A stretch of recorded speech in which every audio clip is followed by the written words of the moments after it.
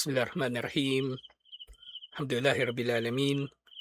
Salatu wassalamu ala asyrafil anbiya'i wal mursalin.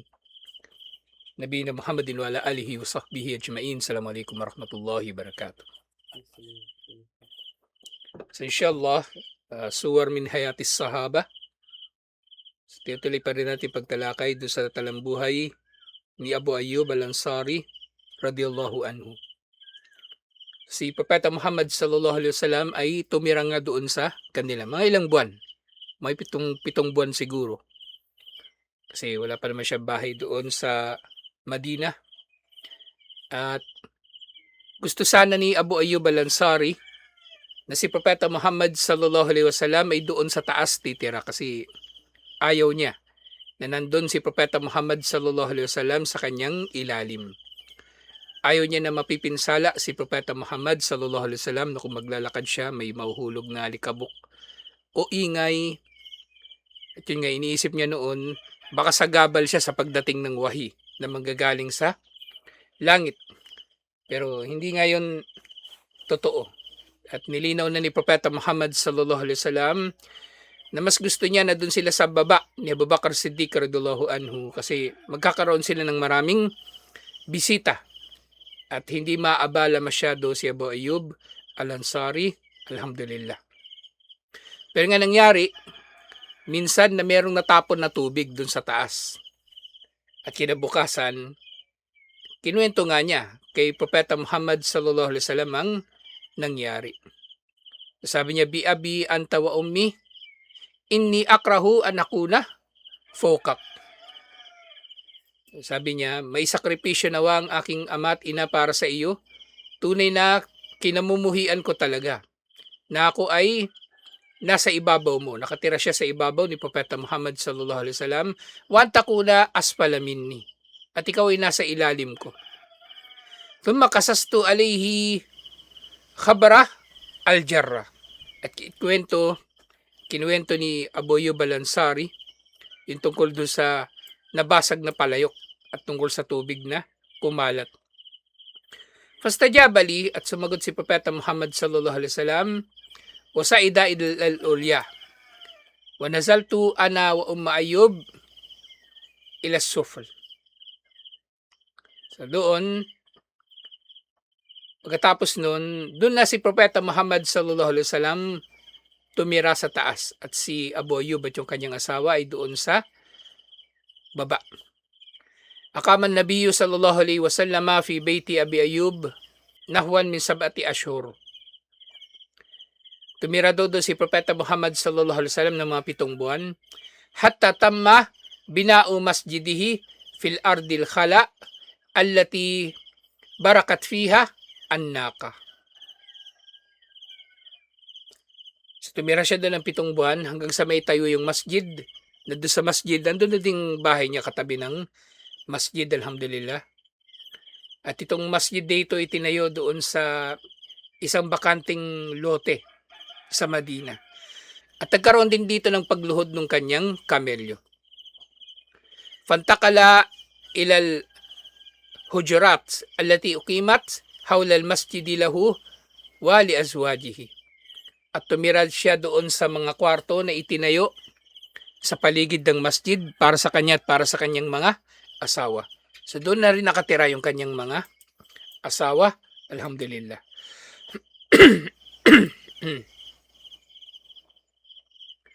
Fagadan bijaran li Abi Ayyub. Si Propeta Muhammad sallallahu alaihi wasallam ay naging kapitbahay na rin ni Abu Ayyub al-Ansari. Akrim bihima min mutajawirin. So napakainam daw na 2 kapitbahay, si Abu Ayyub at ang kanyang asawa. Ahabba Abu Ayyub Rasulullah sallallahu alaihi wasallam ma malaka alaihi kalbahu walabbuhu. So si Propeta Muhammad sallallahu alaihi wasallam ay lubusan daw na minahal ni Abu Ayyub al-Ansari sa kanyang puso at kaluluwa. Wahabba Rasulu sallallahu alaihi wasallam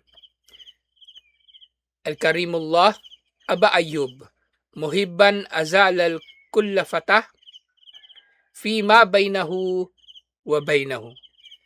wa ja'alahu yanduru ila bayti Abi Ayyub ka'annahu baytu. At hindi si Propeta Muhammad sallallahu alaihi wasallam ay nagmamahal kay Abu Ayyub al-Ansari hanggang sa kumbaga naging close na sila masyado na wala nang kumbaga wala nang formalidad sa pagitan. Parang na lang sila magkapatid o magkasama. At yung bahay ni Abu Ayyub al-Ansari naging bahay na rin ni Propeta Muhammad sallallahu alaihi wasallam doon sa ilang buwan na pananatili niya doon. Iniwalat ni Ibn Abbas, Karaja Abu Bakar radhiyallahu anhu bil hajira ila al masjidi faraahu Omar radhiyallahu anhu. So, minsan daw, iniwalat ito ni Ibn Abbas, lumabas daw minsan si Abu Bakar Siddiq radhiyallahu anhu sa tanghali papunta sa masjid at nakita siya ni Omar radhiyallahu anhu. Sabi ni Omar, Ya Abu Bakar, ma akhrajaka hadhihi sa'a.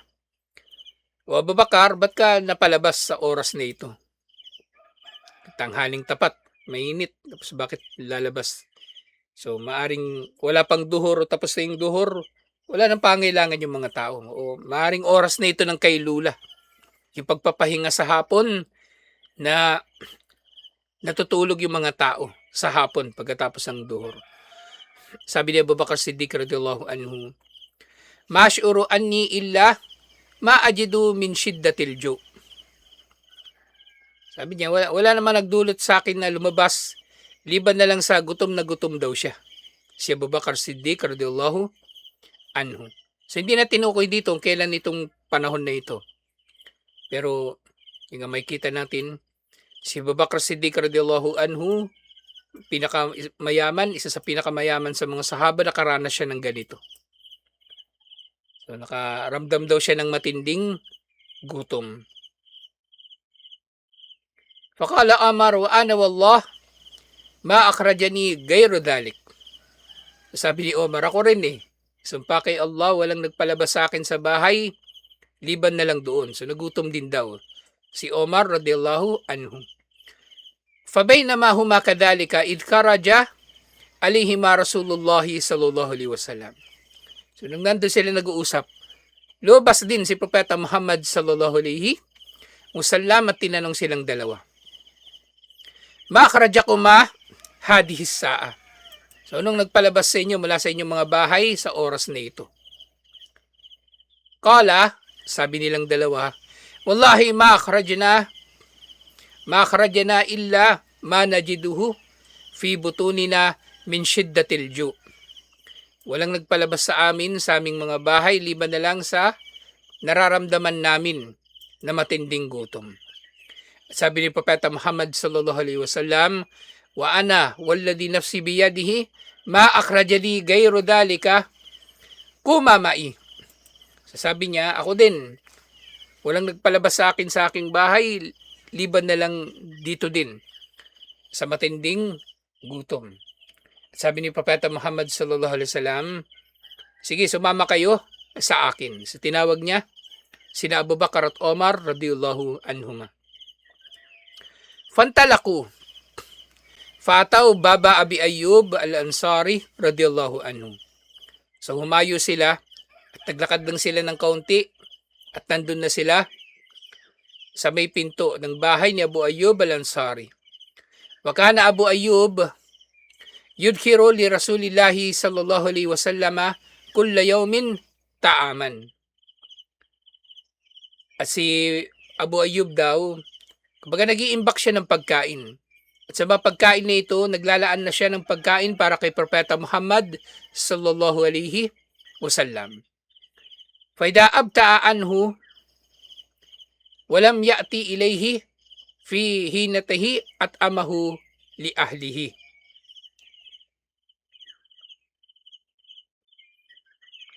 So, pupunta dun si Propeta Muhammad sallallahu alaihi wasallam at kukunin niya yung pagkain. At kung hindi naman, kung di kukunin ni Propeta Muhammad sallallahu alaihi wasallam kasi maaring may iba nang nagpakain sa kanya o kaya kumain na siya sa bahay, ipinapakain naman ito ni Abu Ayyub para sa kanyang pamilya. Falamma balagul baba, kharajat ilayhim Ummu Ayyub. Nang nandun na sila sa pinto, kumatok sila, pinagbuksan sila ni Ummu Ayyub. Wakalat, marhaban binabiyillahi o biman ma'ahu. Sabi ng asawa ni Abu Ayyub, welcome sa maligayang pagdating, propeta ni Allah at sa sino mang kanyang kasama. Faqala lahan nabiyyu sallallahu alaihi wasallam, ayna Abu Ayyub? Sabi ni Propeta Muhammad sallallahu alaihi wasallam, nasaan si Abu Ayyub? Fasami'a Abu Ayyub sautan Nabi sallallahu alaihi wasallam wa kana ya'malu fi naklin karibin lahu. Narinig ni Abu Ayyub si Propeta Muhammad sallallahu alaihi wasallam at iniwan niya yung kanyang ginagawa. Meron siyang ginagawa doon sa kanyang puno ng dates. Faqbala yusri'u. At nagmamadali siyang pumunta kay Propeta Muhammad sallallahu alaihi wasallam. Wa huwa yaqulu, at sinasabi niya, marhaban ya Rasulullahi o bi Rasulillahi sallallahu alaihi wasallam wa biman ma'ahu. So welcome daw sa sugo ni Allah at sa sino mang kanyang kasama. Thumma anba'a qailan. Pagkatapos ito ay sinabi niya kay Propeta Muhammad sallallahu alaihi wasallam, ya Nabi Allah, laysa hada bil waqti alladhi kunta taji'u fihi. So, hindi ito yung oras na madalas na pumupunta ka sa amin para kunin ang iyong pagkain. So, maring na late na nga si Propeta Muhammad sallallahu alaihi wasallam o mas maaga siyang dumating. Sabi ni Propeta Muhammad sallallahu alaihi wasallam, sadakta, tama ang sinabi mo. Thumman talaka Abu Ayyub ila nakhilihi fakata'aminhu idkun fihi tamarun wa rutabun wa busrun. At agad-agad, tumalikod daw si Abu Ayyub al-Ansari at kumuha siya doon sa puno ng dates ng isang bungkos ng mga bunga nito na naglalaman ng mga hinog o hilaw at medyo hinog pa na mga dates. So, iba-iba yung laman nito. Hindi siya sabay-sabay na hinog. Hindi siya sabay-sabay na hinog.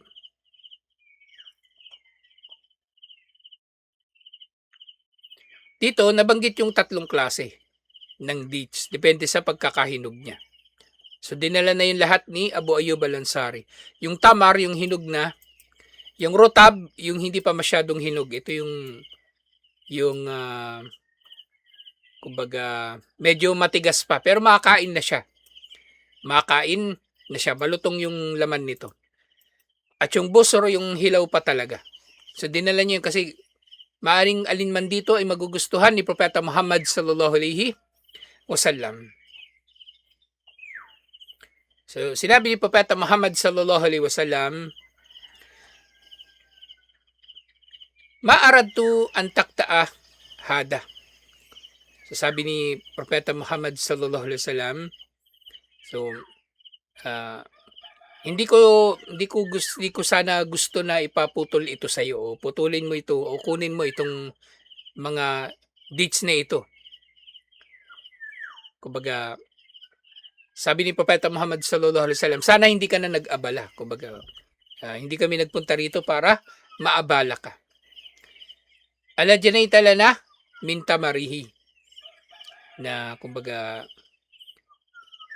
sana hindi ka na nag-abala pa at hindi ka na nagpakapagod. Hindi naman kami nagpunta rito para abalahin ka. So sinabi niya ito bilang kabutihang loob mula sa kanya. Pero sabi ni Abu Ayyub, ya Rasulullah, ahbabtu an takula min tamarihi wa rutabihi wa busrihi. Pero sugo ni Allah, huwag ka mag-alala, gusto ko kasi na kumain ka mula sa mga bunga nito. Yung hinog na, yung hindi pa masyadong hinog at yung hilaw pa.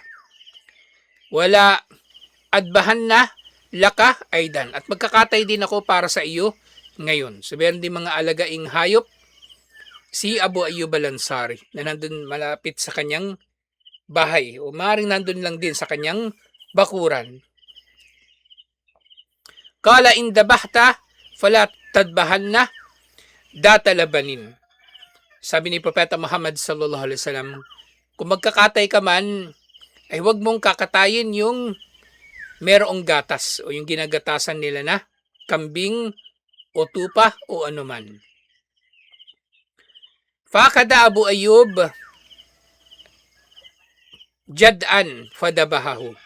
At kumuha si Propeta Muhammad sallallahu alaihi wasallam ng jada, yung batang tupa, at kinatay niya ito.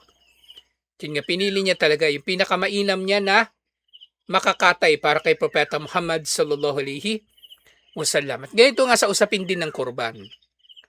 Kumbaga, kung magkakatay tayo, at kakatayin natin yung pinakamainam na makikita natin na pwedeng katayin, o gawin natin. Gawin natin. Inshallah. Kasi magiging mas malaki din naman ang gantimpala nito. Siya katulad na nabanggit ko nung nakaraan, maring iniisip ng tao. Bibili siya ng mumurahing kambing, sabihin natin 3,000. Tapos merong kambing na, sabihin na natin tig 10,000, ganun kasi malaki.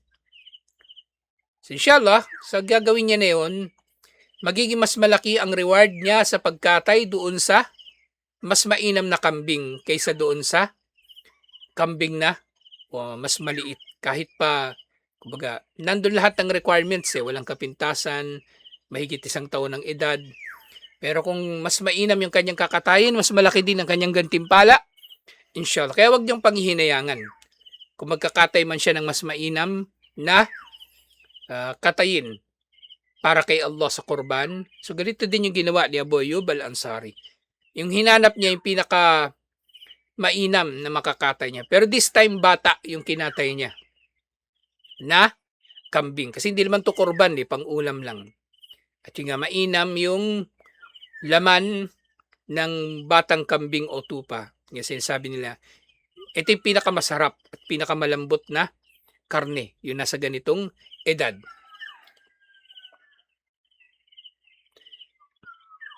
Thumma qala li imraatihi, sabi niya sa kanyang asawa, Eljini wakbizi lana. Sabi niya doon sa kanyang asawa na magmasa daw ng tinapay at magluto ng tinapay para sa kanila. Wa anta a'lamu bil khubzi. Sabi niya Abu Ayyub, ikaw nang gumawa niyan kasi ikaw yung pinakamaalam o ikaw yung mas maalam sa pagluluto ng tinapay. Thumma akada nisbal jad'i fatabakahu. At nung nakatay na ni Abu Ayyub al-Ansari yung batang kambing o batang tupa, yung kalahati nito ay niluto niya.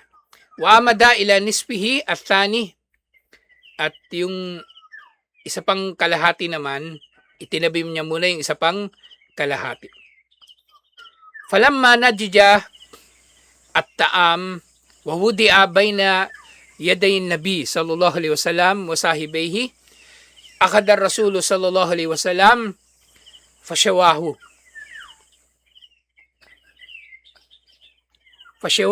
kit'atun minal jad'i wa wada'aha fi ragifin.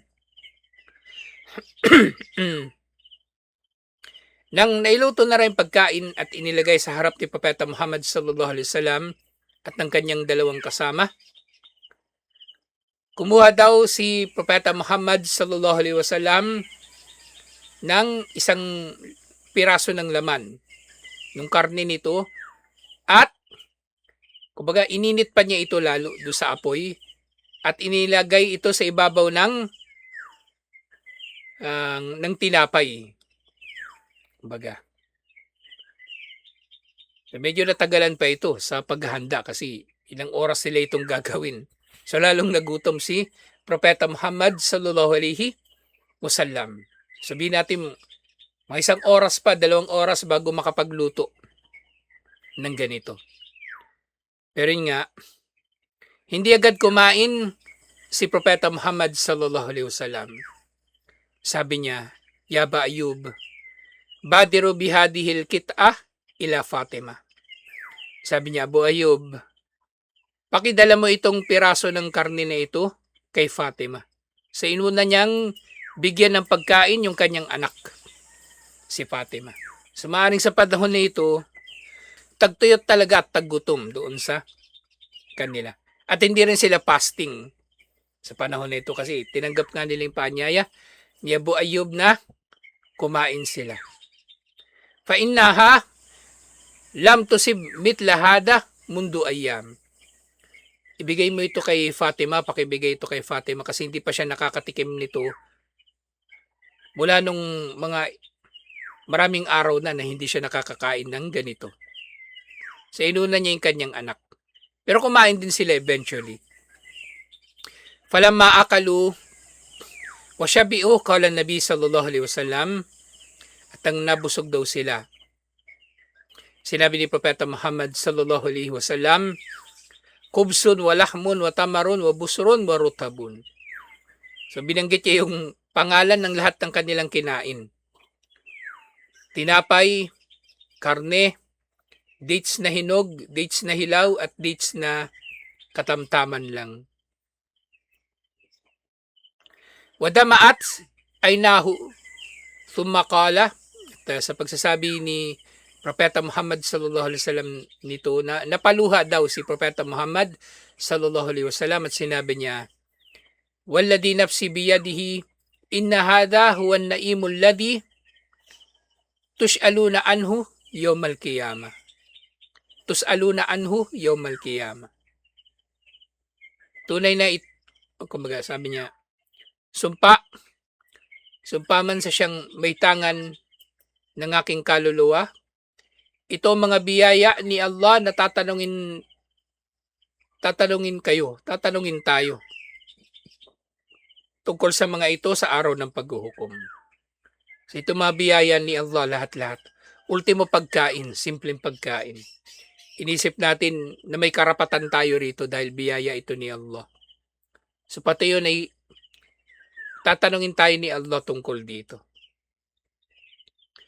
Faida asabtum mitla hada fadarabtum bi aydikum fihi fayaqulu bismillah faida shabi'tum faqulu alhamdulillahil ladhi huwa ashba'ana wa an'ama alayna faafdal. So, tutuusin daw tayo sa mga kinakain natin. Kaya mainam daw na kung tayo ay kakain ng anuman, lalong-lalo na kung katulad ng kinain nila na yun, alhamdulillah, sa panahon na yun ni Propeta Muhammad sallallahu alaihi wasallam, pagkain na yun ng mayaman yung kinain nila. Pagkain na yun ng mayaman. Kasi pagkaraniwang pagkain talaga ng mga tao, dates, o kaya tinapay na walang lasa. Yun lang. Harina na nilagyan ng tinapay. Maaring lalagyan nila ng konting asin, tapos yun na. Pwedeng papalamanan nila ng dates. Okay, dates yung kinakain nila. So yung kinain nila na yun, pang mayaman na yun, bongga na yun na pagkain. Sabihan nila. Pero itong ganito pagkain, maaring pangkaraniwang pagkain na lang ito ng tao. Sa panahon ngayon, yung merong karne.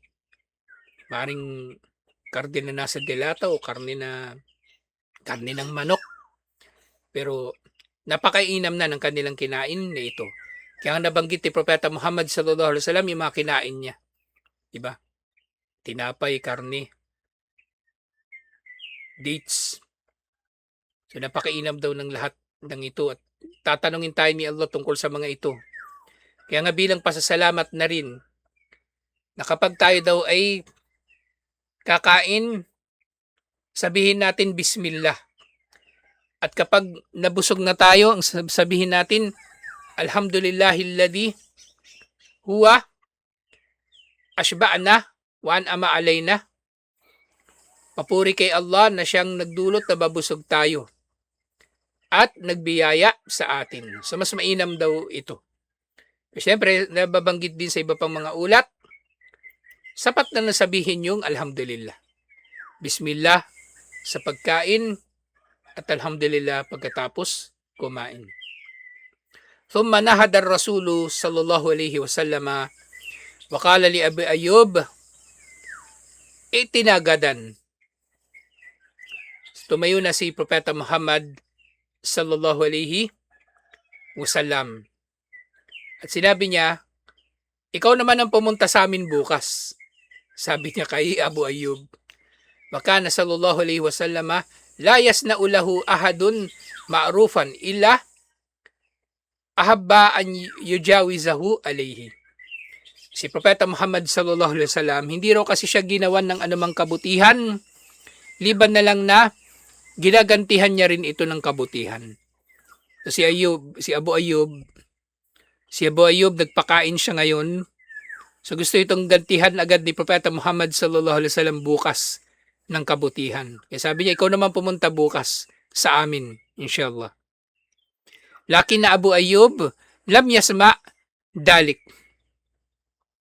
Pero hindi narinig ni Abu Ayyub yung sinabi ni Propeta Muhammad sallallahu alaihi wasallam. May ginagawa siya o abala siya, kumbaga. Faqala lahu Omar, inulit ni Omar yung sinabi ni Propeta Muhammad sallallahu alaihi wasallam. Sabi sa kanya ni Omar, inna nabiyya ya'muruka an ta'tihi gadan ya Abu Ayyub. Abu Ayyub, si Propeta Muhammad sallallahu alaihi wasallam ay nag-uutos sa iyo na pumunta ka sa kanya bukas. Sabi ni Abu Ayyub, sam'an wa ta'atan ya Rasulullah o li Rasulillah. Sabi ni Abu Ayyub, sam'an wa ta'atan o sam'un wa, pwede rin tama, sam'an wa ta'atan li Rasulillah. Sabi niya, ang pakikinig at pagsunod para sa sugo ni Allah. Falamma kana al-gadu, dahaba Abu Ayyub ila Nabi sallallahu alaihi wasallam. Fa'atahu walidatan kanat tukdimuhu. O walidatan pala. Fa'atahu walidatan kanat tukdimuhu. Nang nandun na si Abu Ayyub sa bahay ni Propeta Muhammad sallallahu alaihi wasallam, binigyan siya ni Propeta Muhammad sallallahu alaihi wasallam ng babaeng alipin na dating nagsisilbi kay Propeta Muhammad sallallahu alaihi wasallam. Waqala lahu, at sabi ni Propeta Muhammad sallallahu alaihi wasallam, istawsi biha khairan ya Abu Ayyub. Sabi ni Propeta Muhammad sallallahu alaihi wasallam, tratuhin mo siya ng mabuti o Abu Ayyub. Fa inna lam nara minha illa khairan madamat indana. Tratuhin mo siya ng mabuti dahil habang siya ay narito sa amin, wala kaming nakita sa kanya liban na lang sa kabutihan. Alhamdulillah. So ito yung naging reward ni Abu Ayyub al-Ansari mula kay Propeta Muhammad sallallahu alaihi wasallam doon sa kanyang kabutihan. Ngayon nga nalaman natin. Ginawa ito ni Abu Ayyub, yung pagpapakain kay Propeta Muhammad sallallahu alaihi wasallam alang-alang kay Allah. Pero nga kung magpapasalamat tayo, magiging mapagpasalamat tayo sa kapwa natin tao, ay mainam din ito, alhamdulillah, kasi ito ay sunna rin. Ginawa ito ni Propeta Muhammad sallallahu alaihi wasallam at ilang beses niyang ito nga na ginawa, alhamdulillah. Ugali ni Propeta Muhammad sallallahu alaihi wasallam na gantimpalaan ng kabutihan ang anumang kabutihan na natatanggap niya din sa iba. Alhamdulillah. So tutuloy natin ito insyaAllah. Assalamualaikum warahmatullahi wabarakatuh.